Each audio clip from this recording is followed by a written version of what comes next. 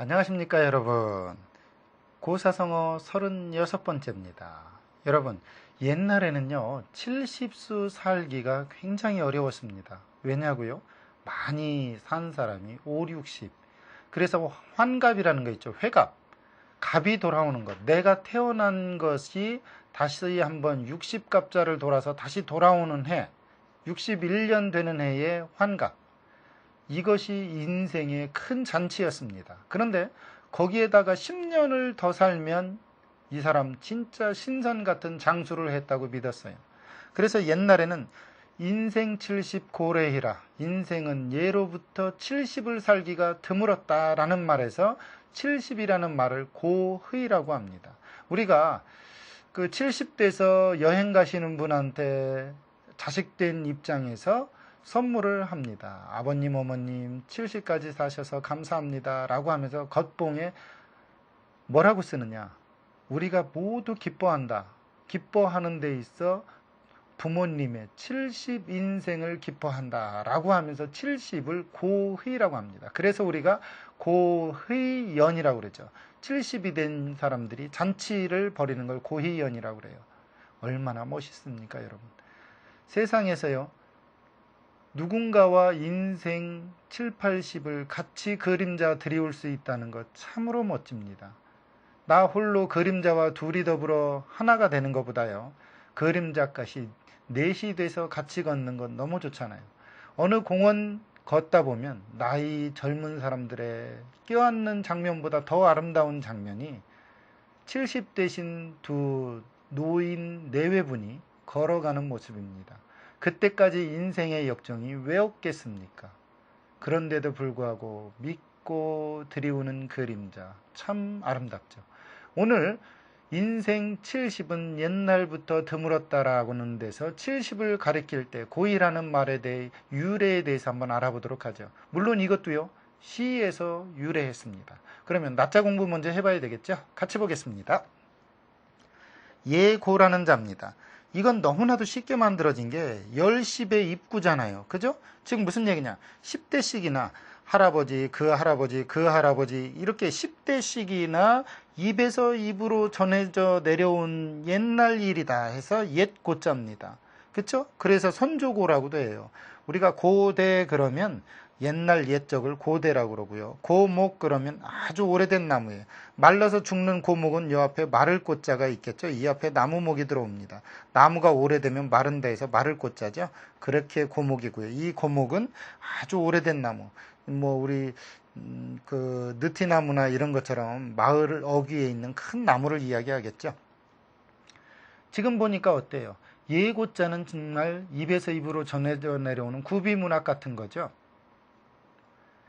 옛날에는 필기문화나 이런 게 책 같은 것이 많지 않았습니다. 그러니까 할아버지의 입을 통해서 내려오는 일들은 옛날 이야기고요. 때로는 포장되고, 때로는 왜곡되고, 때로는 과장돼 가지고 옛날 이야기가 여러분의 귀에까지 내려옵니다.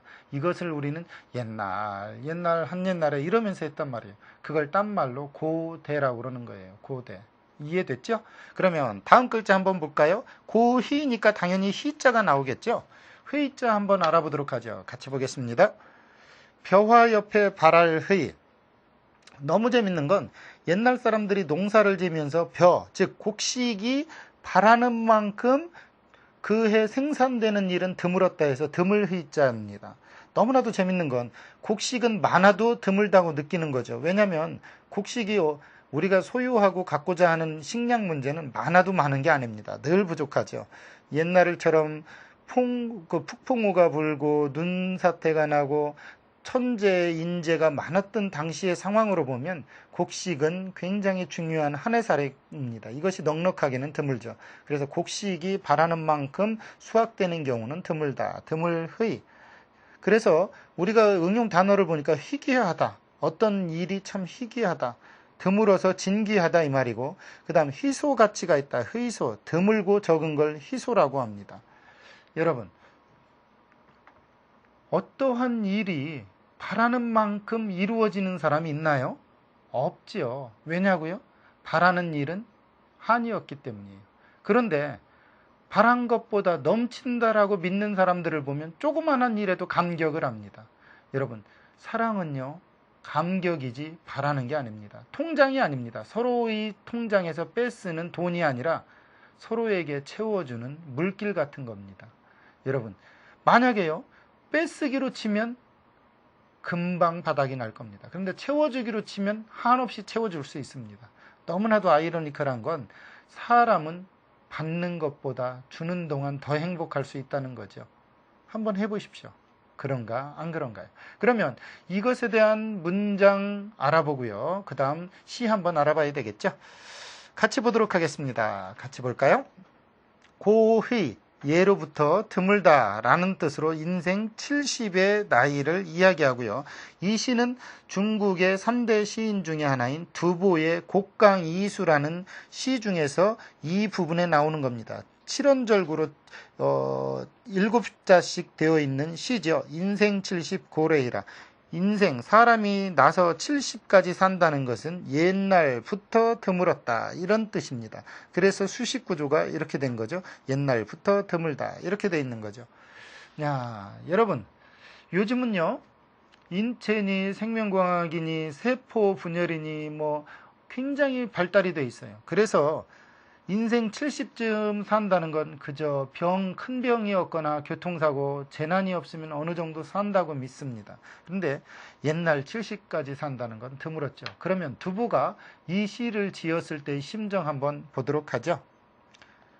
조정에서 끝나서 돌아오는 걸 조회라고 합니다. 조회에서 돌아와 날이면 날마다 봄옷을 전당 잡히고 매일 강머리에서 마냥 취해 돌아온다.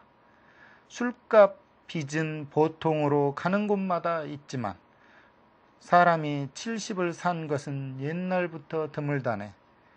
꽃을 헤치는 호랑나비는 깊숙이 나타나 보이고 물을 적시는 잠자리는 힘차게 날고 있다. 풍광의 전에 말하니 함께 흘러 구르면서 잠시 서로 즐기며 서로 떨어지지 말자구나. 이 시를 듣는 여러분 어떤 심정이 듣나요? 왠지 연애편지 같은 느낌이 드나요? 그런 느낌인가요? 사실은 이 시는 두보가 47살 때 지은 시입니다. 이 두보가 그 무렵에 좌스비유라는, 요즘 말로 말하면 간하는 사람 있죠. 임금이 잘못하면 막 바른말 하는 사람. 이 좌스비유라는 벼슬자리에 있었는데 조정 내부의 부패가 하도 심해서 이 사람은 조정에 들어갔다만 나오면 스트레스로 인해서 그 가슴을 달래기 위해 매일 술을 마십니다. 자습이라는 것의 벼슬의 월급은 많지 않습니다. 취하기로 치면 많았겠죠. 그런데 어디 이 두보가 돈 바랄 사람인가요? 조정에서 돌아오면 곡강이라는 장안의 유명한 호숫가에 가가지고서 옷을 전당을 잡혀요. 조정에서 입고 온 이 좋은 옷을 전당 잡혀서 가는 집마다 술값 빚이 있어요. 그러면서 이 사람은 요즘 조정을 한탄을 합니다. 그러면서 하는 말이, 내가 술값이 밀려 상당히 있지만 내가 살면 몇 해나 사는가. 그러면서 하는 말이, 인생 70을 살기 어렵다고 하니 꽃밭 사이를 깊숙이 놀며 날아드는 호랑나비도 제철을 만난 듯 즐겁게 보이는데 날개를 물에 적시며 날아다니는 잠자리도 제사상인 듯 기운찬데 나만 홀로 왜 이러냐, 이런 뜻이에요. 이 시가 어디 여 안에 방탕함이 있고 이 안에 연애하는 그런 감정이 있습니까?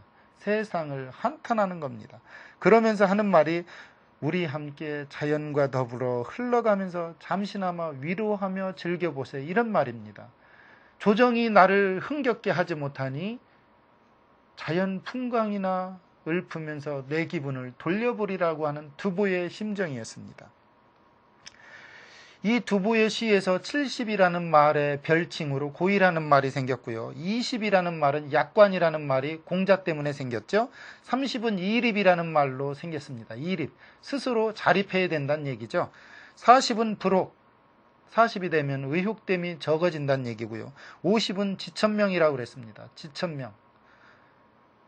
60을 이순, 무슨 말이든지 귀에 듣는 것마다 순하다고 했고요. 70을 고의라고 그랬습니다. 77살을 희수라고 그랬고요. 희수. 그 다음 88살을 미수라고 그랬습니다. 쌀미자를 파자를 하면 8팔, 10, 8팔, 88이다 해서 88세를 미수라고 그러고요. 99살을 100백자에서 하나를 뺀 흰백자 백수라고 했습니다. 왜냐요? 100백에서 하나가 부족하니까 99죠. 옛날 사람들은 직선적으로 얘기하지 않고 이렇게 은근히 빗대어서 이야기했습니다. 여러분, 누군가가 사랑스러워지고요. 누군가에게 올바른 말을 하고 싶을 때는 빗대서 하십시오. 왜냐하면 그 안에는 지혜가 있습니다. 꼭 바른 말, 고운 말 좋습니다. 하지만 그보다 더 좋은 말은 우화와 충언을 꼭 어떻게 해라? 돌려서 은유적으로 해라. 이것만큼 너그럽게 통용되는 경우는 드뭅니다. 야, 너 살이 그렇게 많이 쪘는데 밥이 넘어가? 이렇게 얘기하는 것보다요. 사람이 그렇게 말하면 스트레스가 더 심해서 더 먹습니다. 안 그러겠습니까? 그렇게 말하기보다는 다른 식으로 돌려서 말하는 여유를 가지십시오. 이것이 참으로 중요한 지혜입니다. 오늘 70살을 나타내는 고의에 대해서 알아봤습니다. 다음 시간에는 또 어떠한 고사성어를 가지고 여러분과 만나 뵐런지요 궁금하고요. 다음 시간에 뵙도록 하죠. 감사합니다.